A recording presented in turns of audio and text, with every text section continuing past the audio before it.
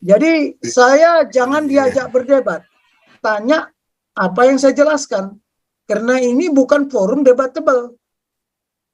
Ya. Kalau kita debatable, ya mari kita bawa referensinya apa, dalilnya apa. Ya. Saya tadi udah katakan bahwa saya menggunakan ya referensi yang ada di sini. Cuman keterbatasan waktu, ya tidak mungkin bisa saya sampaikan semua. Ada di sini, saya tidak ngarang-ngarang. Nah sekarang saya persilakan. Cuman kemarin itu ada pembahasan Pancasila. Tolonglah ya, kalau kita membahas Pancasila jangan bergurau. Karena ini sakral, ya. Oke, tadinya mau saya buat di sini bagaimana sudut pandang siapa? Sudut pandang dari pihak Muslim mengenai Pancasila, sudut pandang dari kekristenan ya melihat Pancasila, sudut pandang dari Buddha, sudut pandang dari Hindu dan aliran kepercayaan, apapun mau Konghucu. Itu mereka punya semua. Jadi jangan bilang pemikiran Barat, justru Barat meniru kita. Ya, saya katakan, hukum pidana korupsi lebih sadis hukumnya Mojopahit. Ya, dari apa? Dari kitab undang-undang pidana. Ini saya nggak tahu di mana ditaruh anak-anak saya. Sekarang lihatlah, tolong lihat perkembangan. Katanya ahli intelijen. Kita semua intelijen. Apa yang terjadi di Timur Tengah sana? Ketika Erdogan terpilih lagi menjadi presiden ketiga kalinya, dampaknya apa bagi Indonesia? Perang Ukraina sama Rusia, apa dampaknya dengan Indonesia? Karena ada tugas tadi, ikut serta itu. Kemarin Pak Prabowo pidato aja udah banyak kali komentar, ya kan? Nah, ini bagian ke-10 nih.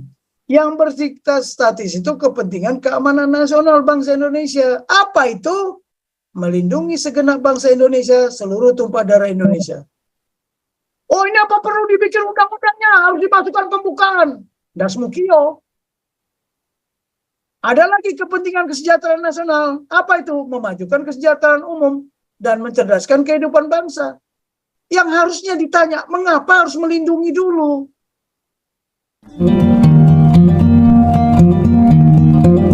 Berdasarkan kemerdekaan perdamaian abadi.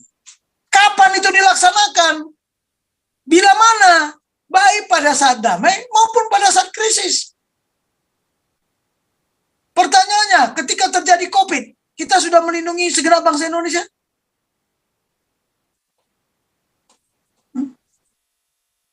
Sekarang udah mulai ramai lagi kan masalah vaksin-vaksin ini. Jujur aja ya, saya sampai hari ini belum vaksin. Tapi bagaimana saya bertahan hidup? How to survive? Karena kami diajarkan. Ya. Nah, kalau ditanya bagaimana saya bertahan hidup, nanti kita lihat. Nah, bila mana pada saat damai maupun saat krisis, di mana di wilayah jurisdiksi Indonesia itu ada aturannya, ajas teritorialisme, maupun di wilayah internasional yang sudah disepakati bersama, ajas nasionalisme. Contoh, ya ketika kapal kita dibajak di Somalia, itu ajas teritorial atau ajas nasionalisme? Mengapa kapal itu merupakan apa? Lambang negara. Makanya kapal-kapal angkatan laut itu ada gambar Pancasilanya. Nah, kemudian yang selanjutnya, mengapa dalam rangka tercapainya cita-cita nasional, tujuan nasional, serta mewujudkan kepentingan nasional? Apa itu kepentingan nasional? Nanti kita bahas. Sedangkan bagaimananya?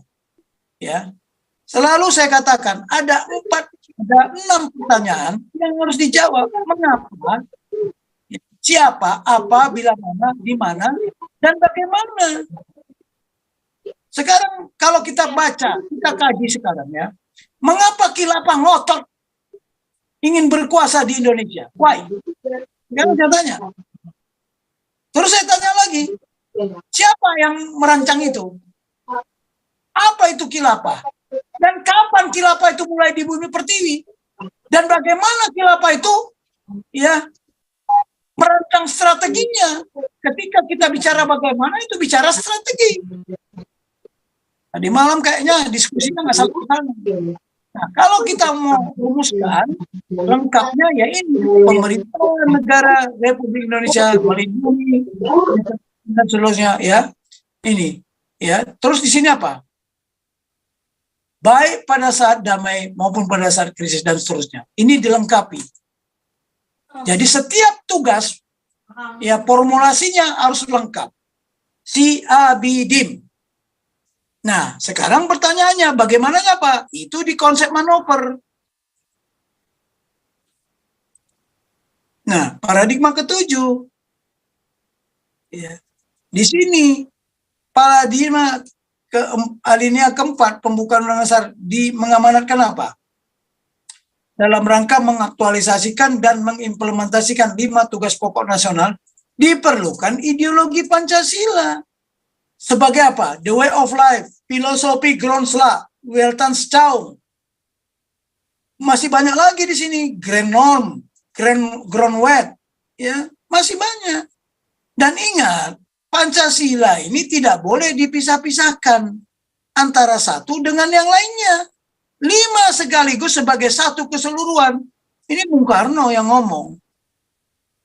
Ya. Nah, bagaimana sekarang kalau ini dikemas menjadi strategi? Kan saya bilang, ini harus jadi strategi. Nah, di dalam strategi, ya itu ada sasaran. Ya ini, harus ada sasaran, ada cara yang ditempuh, dan ada sarana kekuatan. Nah, sekarang bagaimana mengemas Pancasila? Sasarannya apa sih? Terwujudnya keadilan sosial bagi seluruh bangsa Indonesia yang adil, makmur, tentram, kertararja, gemari, paro, jinawi, keadilan yang berkemakmuran, makmur yang berkeadilan. Jadi bukan, kenapa di visi tadi adil makmur, bukan makmur dulu baru adil. Nah, itu kita harus membahas satu persatu ya. Kalimat-kalimat yang dibuat oleh para pendiri negara itu luar biasa. Cuman kita kok mengobok-ngobok, seolah-olah itu tidak sah. Waduh, gawat sekali kita ini.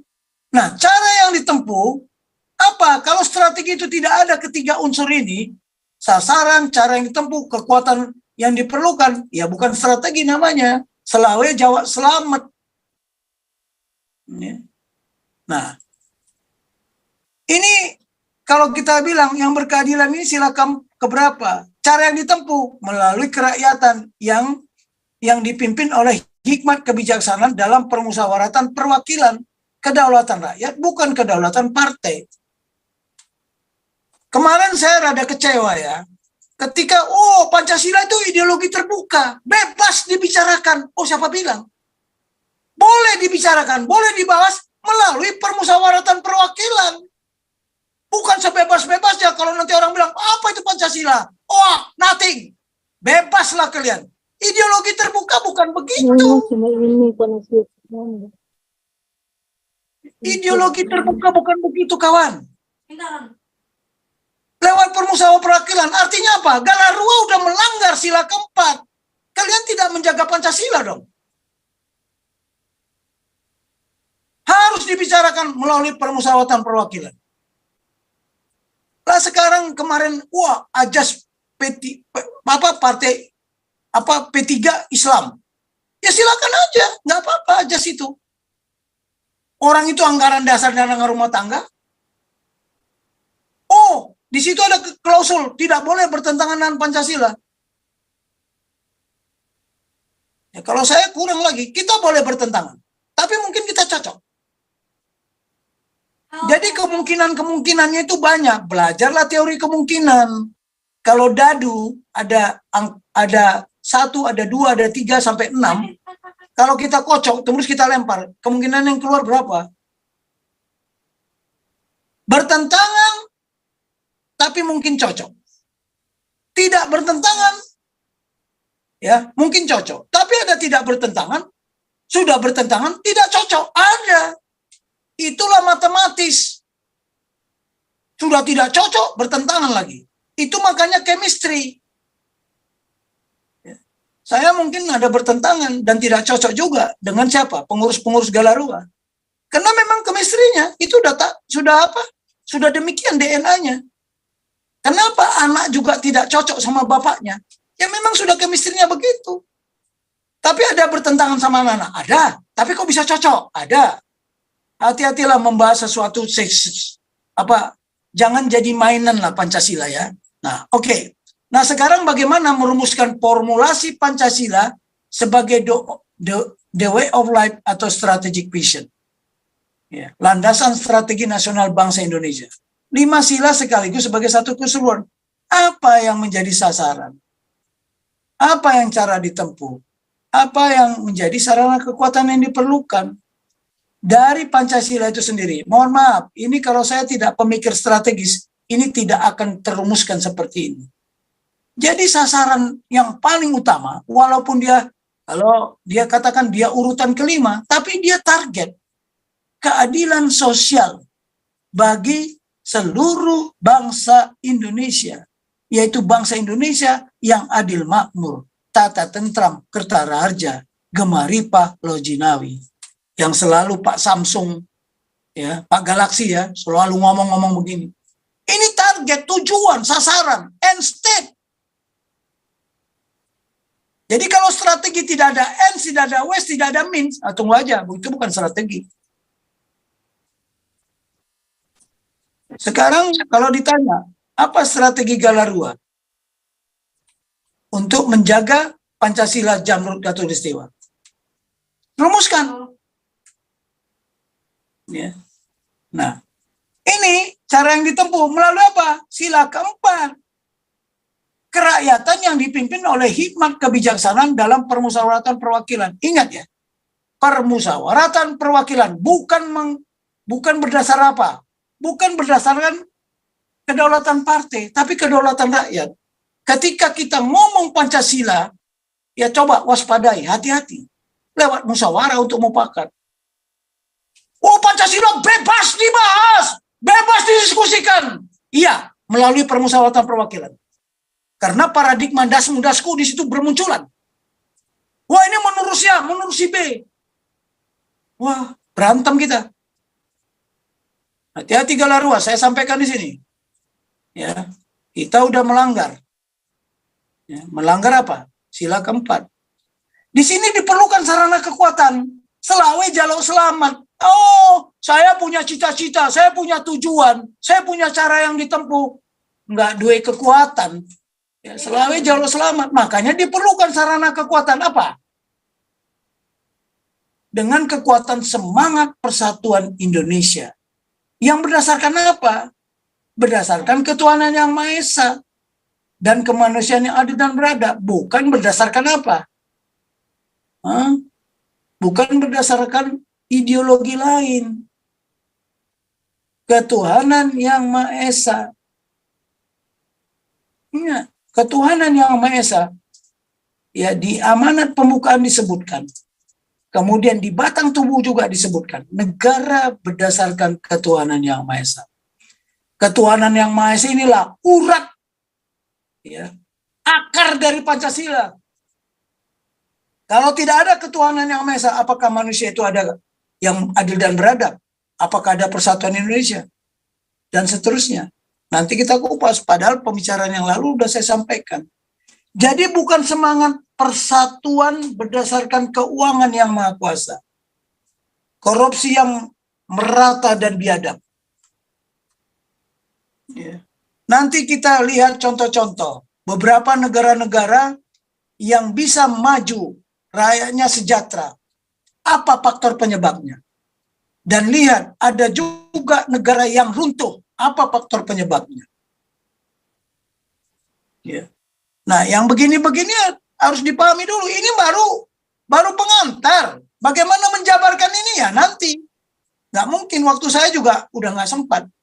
Nah, setelah kita punya strategi nasional, kita harus punya wawasan nasional yang dulu namanya wawasan Nusantara. Nusantara itu Nuswantara loh ya, dulunya. Menjadi Nusantara. Kalau saya tanya sekarang, pusat Nusantara itu di mana? Pusat Nusantara itu di mana? Ya, ada yang mengatakan ada di Jabal. Jabal itu apa? Jawa, Bali, dan Lombok. Disitulah pusatnya, menyebar kemana-mana. Bukan istilah wawasan Nusantara itu dimulai dari sumpahnya Gajah Mada. Bukan Gajah Mada yang ada di Jum ya. Ya dengan sumpah palapanya. Bukankah itu mulainya? Nah, ini banyak yang tidak paham.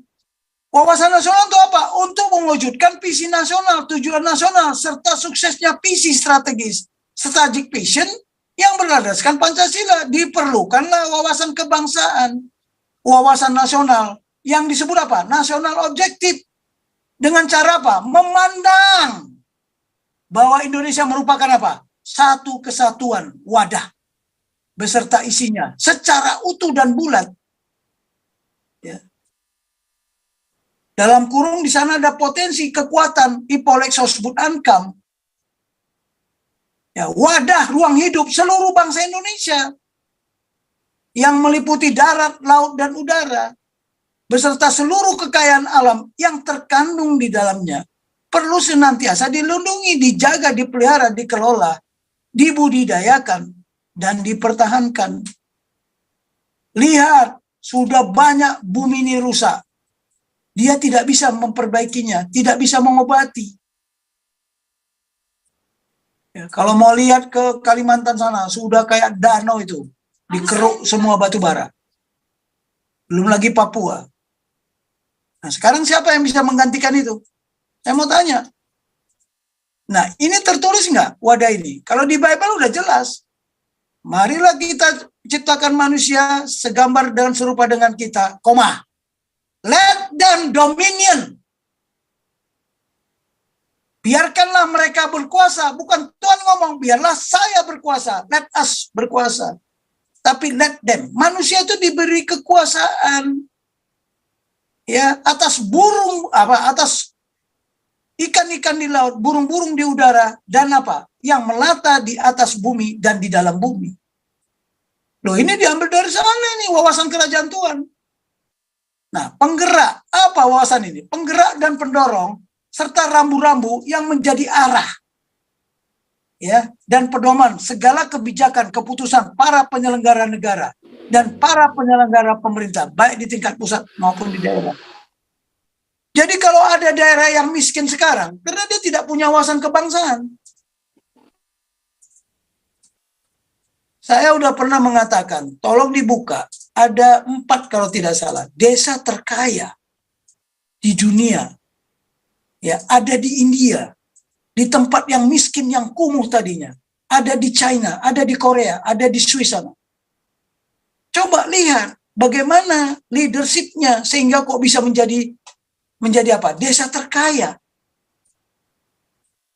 Ya. Kita ini jangankan desa terkaya, tak satu pun desa yang mungkin cuman di Bali aja saya lihat ya. Nah, wawasan nasional ini apa? Rasa tekad persatuan dan kesatuan nasional ini merupakan kebutuhan mutlak bangsa Indonesia. Kalau tidak ada persatuan, tidak ada kesatuan, repot kita. Ada yang mengharapkan negara ini menjadi negara khilafah, bukan negara kesatuan. Ya, bukan negara Pancasila. Karena merupakan pusat kekuatan strategik bangsa Indonesia. Tekad persatuan kesatuan inilah pusat, ya, kekuatan strategik bangsa Indonesia. Kita tidak bisa mengandalkan alutsista. Indonesia merdeka bukan karena alutsistanya, karena semangat merdeka atau mati. Ya. Ini wawasan nasional ini atau wawasan kebangsaan ini, kalau di dalam strategi, ini merupakan nasional objektif. Merupakan bagian dari tujuan nasional, nasional goal. Tolong diperhatikan ya, ada nasional goal, ada nasional objektif, ada nasional target. Apa bedanya goal sama objektif? Kalau goals itu bisa dicapai, bisa tidak. Millennium Development Goal, MDGs. Kenapa tidak disebut MDO, Millennium Development Objective? Karena namanya goals, Ya, di situ mengandung beberapa objektif. Ada yang bisa sampai apa tidak, tapi kalau sudah bicara objektif harus objek. Ini juga nggak paham. Sebagai landasan untuk apa? Mewujudkan visi nasional, merdeka, bersatu, ya berdaulat, adil dan makmur tadi. Ya kalau nggak punya wawasan nasional, coba. Wawasannya bukan wawasan nasional, wawasan transnasional, wawasan khilafah, wawasan kedaerahan. Wah, tambah parah setelah reformasi ini.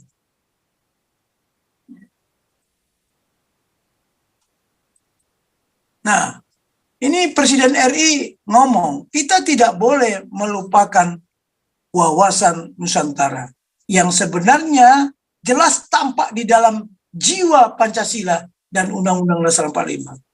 Wawasan adalah aspek dari filsafat hidup. Ya. Suatu apa? Suatu pandangan atau sikap hidup yang ditentukan oleh apa? Lingkungan ataupun kondisi alamiah di mana manusia itu hidup. Kalau kita hidup di Indonesia, ya kita harus berwawasan nasional, nggak boleh lagi wawasan kedaerahan.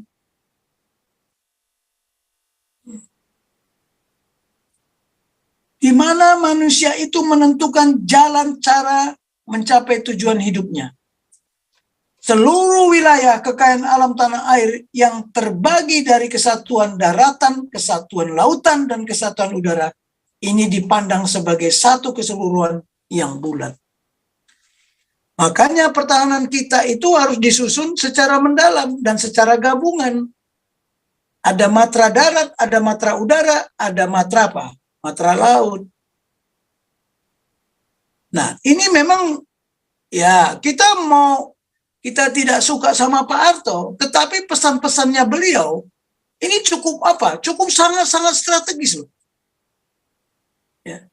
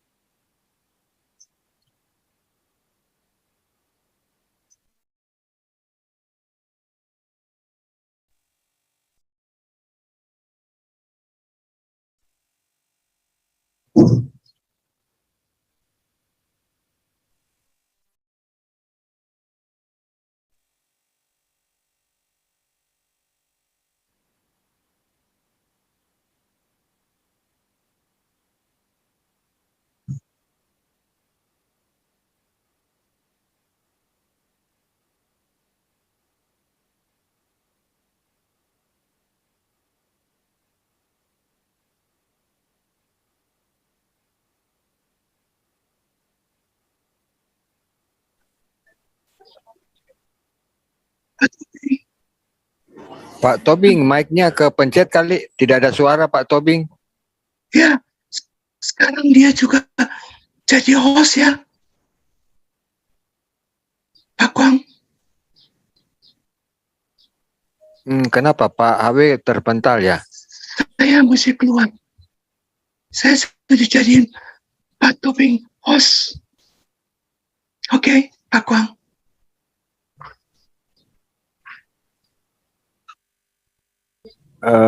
Pak Tobing kayaknya kurang tahu itu masalah caranya. Pak Tobing, mic-nya kepencet kali, tidak ada suara Pak Tobing.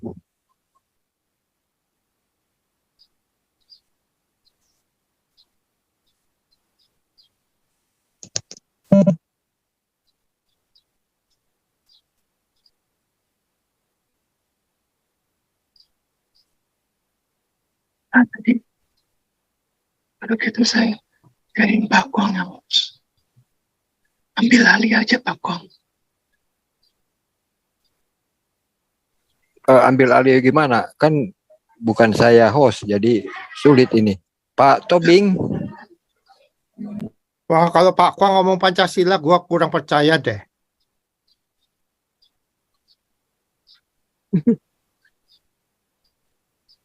Ya suaranya dia nggak ada tuh. Pak Tobing, mic-nya kepencet, tidak ada suara Pak Tobing. Pak Tobing, suaranya tidak ada Pak Tobing.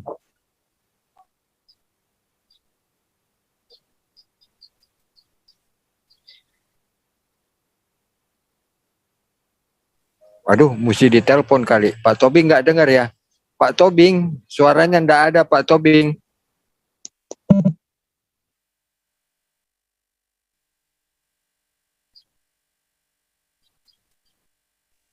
Pak Tobing, suaranya nggak ada Pak Tobing.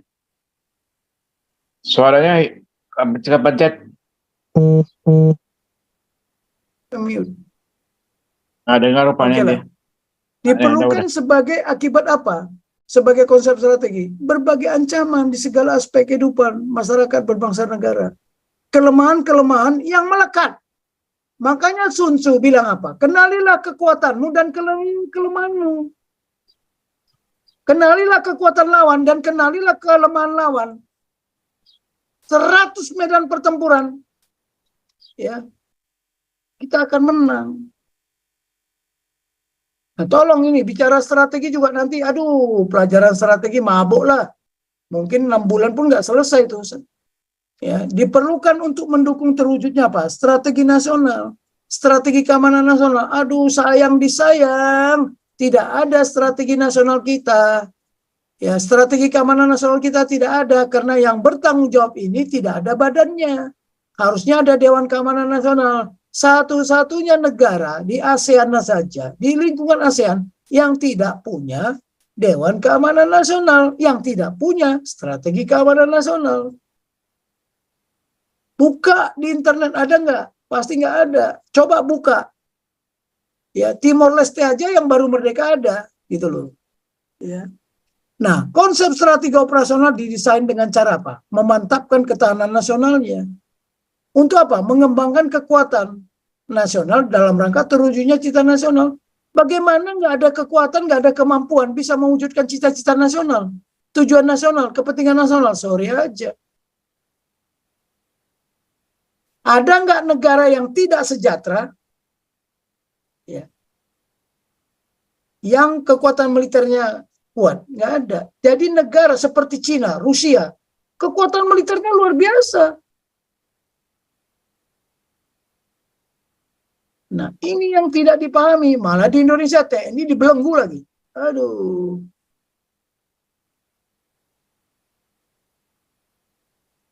Loh, kok nggak mau ini, Dik? Nah, tadi udah saya bilang kan, ya, ini sasarannya.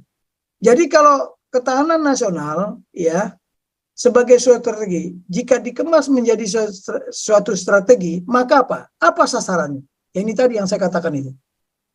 Tapi, ya, oh kok lari ke situ? Nah, cara yang ditempuh gimana? Saya bilang strategi itu harus ada 3 elemen itu, unsur itu. Nah, ini tadi, mengembangkan pusat kekuatan strategik nasional, center of gravity, bangsa dan negara Indonesia. Ya, harus ada strategi pengembangan kekuatan dan kemampuan nasional. Yaitu strategi pembangunan kekuatan dan kemampuan, strategi pembinaan kekuatan dan kemampuan. Ya, tadi saya bilang mulai dari kekuatan diplomasi sampai kekuatan finansial. Strategi penggelaran kekuatan sudah punya, pembangunan kekuatan sudah kita bina. Di mana mau kita gelar? Kekuatan itu di mana? Harusnya kan digelar di seluruh wilayah Indonesia dong. Di masa damai. Nah, ketika terjadi perang atau krisis, bagaimana menggunakan kekuatan dan kemampuan nasional itu? Nah, ketika COVID, pusing tujung keliling kita semuanya, vaksin nggak ada, masker nggak ada, berarti nggak siap. Kenapa Finlandia? Maskernya udah disiapkan. Kenapa Taiwan? Sebelum ada COVID, mereka sudah pakai masker. Nggak, tolong dulu. Ini karena mereka punya kesiapan itu. Bukan antisipasi. ya mohon maaf, beda antisipasi sama respon. Bagaimana respon kita? Kita sekarang sudah kebobolan khilafah. Respon kita gimana? Hanya ngomong-ngomong aja. Nah, keempat konsep strategi ini, ya contoh, sudah digelar, digunakan, tapi ada lagi mengkoordinasikan pengembangan itu. Apalagi sudah otonomi daerah, kita mau bangun kekuatan di situ, kemampuan, nggak boleh deh. Karena ada otonomi daerah. Itu harus dikoordinasikan. Wah, kalau ngomong, everybody wants coordination, but difficult to be coordinated. Semua kita mengendaki koordinasi, tapi kok sulit dikoordinasikan. Indonesia punya Menko sampai berapa itu? Ada 4 kalau tidak salah Menko-nya. Coba lihat, Menko Info itu masuk dari Menko Info. Mana dia menjadi koordinator, dia pula lagi yang korupsi. Gimana itu? Nah, keempat konsep strategi ini masih perlu dijabarkan secara detail untuk diimplementasikan oleh siapa? Para penyelenggara negara, para penyelenggara pemerintahan, mulai dari pusat, tingkat nasional, sampai ke tingkat daerah. Sudahkah daerah punya paham betul bagaimana mengembangkan kekuatan dan kemampuan di daerahnya? Karena pemerintah daerah itu wakil pemerintah pusat. Itu ada undang-undangnya. Nah, keempat konsep ini kan harus dijabarkan. Ya. Mengeliminir seluruh kelemahan untuk apa? Untuk mengeliminir seluruh kelemahan dan kerawanan kritis. Critical vulnerability. Ya. Seperti nasionalisme dan wawasan kebangsaan yang dimiliki bangsa Indonesia. Melalui apa? Pembangunan karakter nasional bangsa. Itu yang disebut nation and character building. Kemarin saya lihat Galarua ngomong masalah karakter. Aduh, terlalu dangkal itu yang disampaikan, jujur aja. Ya. Saya termasuk ada di Yayasan Jati Diri Bangsa. Nah, jadi kalau mau dirumuskan ya, inilah lengkap semua, tapi ini terlalu kecil, mungkin nggak bisa dibaca. Tapi tadi sudah saya jabarkan. Nah, ini ada nggak konsepnya? Ini baru pengantar yang harus dijabarkan. Nah, sekarang setelah ada itu apa? Ah, ini udah tadi ya, udah. Nah, ini juga sudah. Nah, sekarang sarana kekuatannya apa? Ada kekuatan yang intangible, ada kekuatan yang tangible. Yang intangible itu apa? Ya semangat persatuan dan kesatuan. Ya. Keuletan dan ketangguhan. Kita nggak ulet. Sudah pernahkah bapak-bapak, ibu-ibu mengkaji? Kenapa anak-anak kita ini tidak ulet? Tidak tangguh? Karena mereka sudah nyaman. Coba cek. Begitu anak-anak kita ada masalah, wah, stres. Karena tidak terbiasa.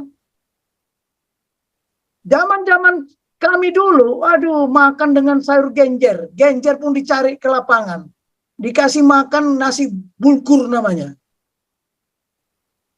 Ya. Hanya kadang-kadang makan nasi dengan garam. Makanya kalau menikmati sekarang nggak aneh. Tapi mereka ini sekarang, coba. Sudah terlalu nyaman. Dulu kita sekolah jalan kaki. Sekolahnya itu 5 km, kita jalan kaki. Sekarang tidak. Udah Pak, biarlah kami jalan kaki, biar kami ditabrak di tengah jalan sana. Itulah ngomong anak-anak sekarang, sudah terbiasa. Begitu disuruh jalan kaki, ampun. Udah teriaknya dulu. Nah makanya, anak-anak muda sekarang lagi, apalagi udah nyaman, cek aja lah di rumah.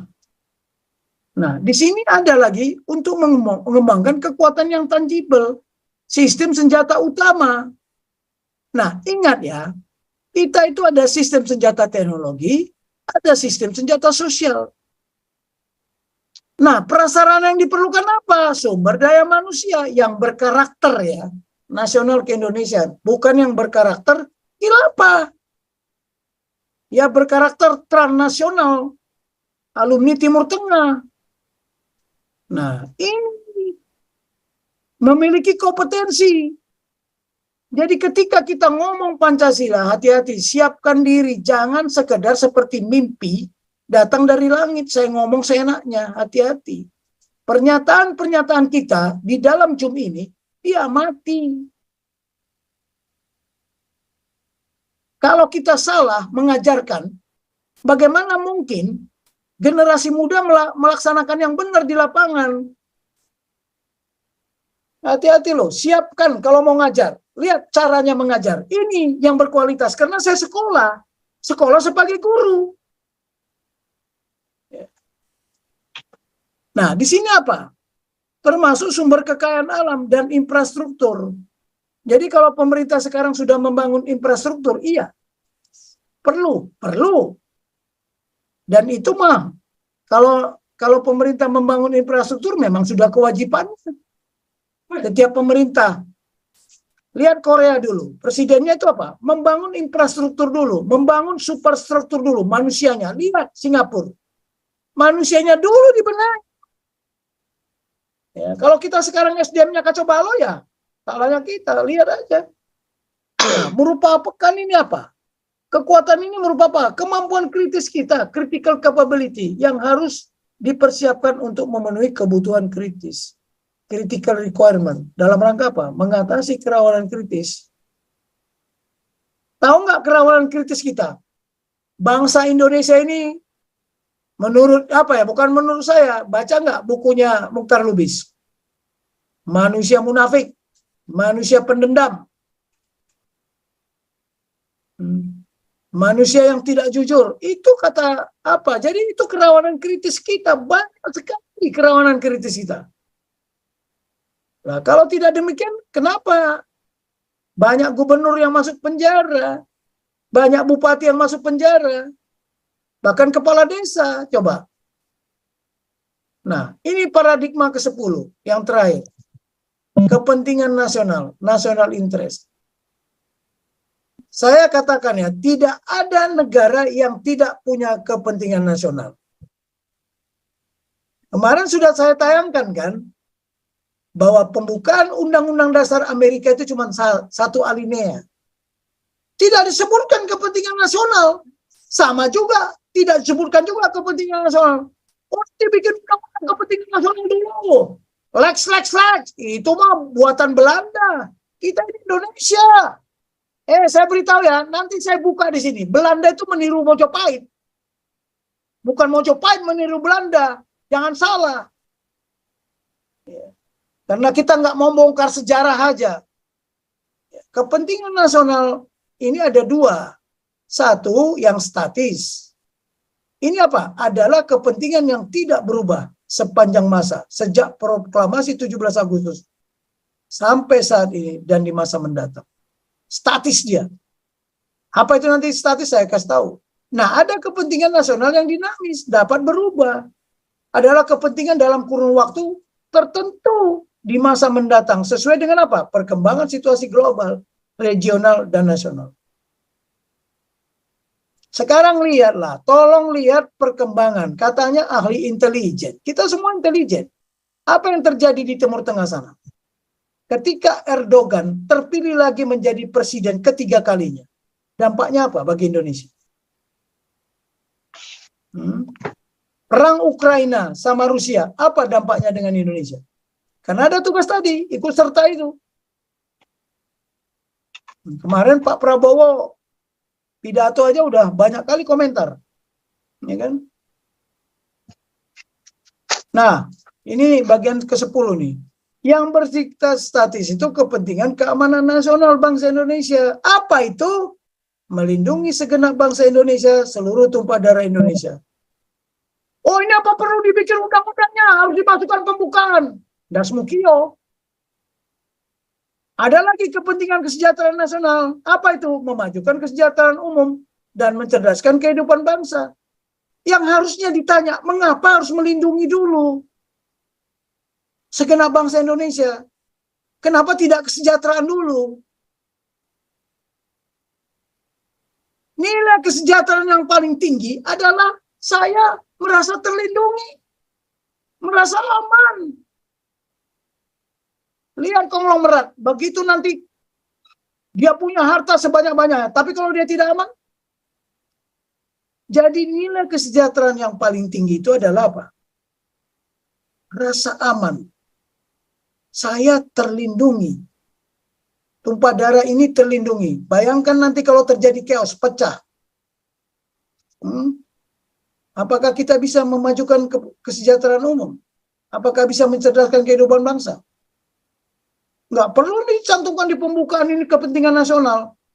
Terus yang ketiga, ada kepentingan hubungan internasional karena hidup kita tidak bangsa negara kesatuan Republik Indonesia tidak satu-satunya di dunia ini.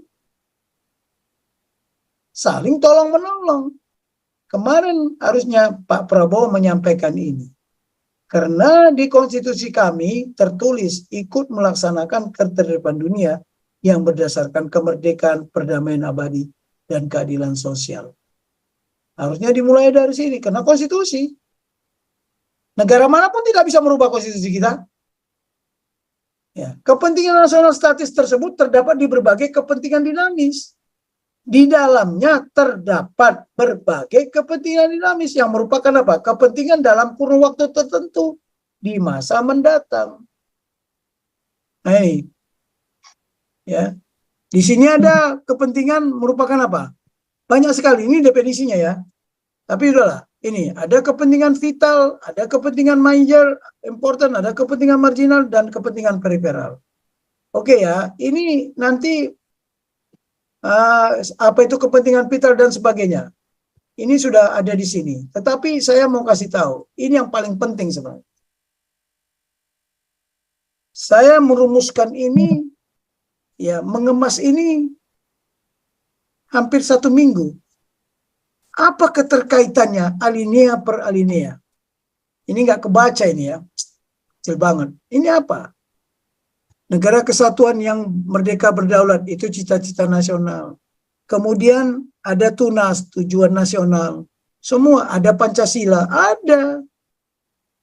Terus kemari, semua ini nanti kita bicarakan lagi. Tapi semua ini tersirat dan tersurat.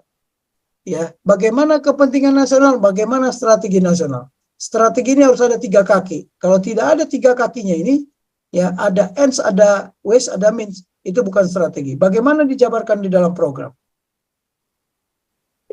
Pembukaan Undang-Undang Dasar 45 itu, kalau kita mau breakdown, sampai begini luasnya. Banyaknya, dan dijabarkan lagi. Perlu dicantum tugas nasional, ini cita-cita nasional, ini tujuan nasional, ini kepentingan nasional. Pancasila di situ berdasarkan itu strategi nasional. Das mungkio. Nah, ini nanti dijabarkan. Kepentingan nasional itu seperti apa? Terwujudnya perlindungan, keselamatan bangsa dan segala. Caranya gimana? Kemudian kekuatannya gimana? Ini sudah saya jabarkan di buku saya Pancasila. Ya.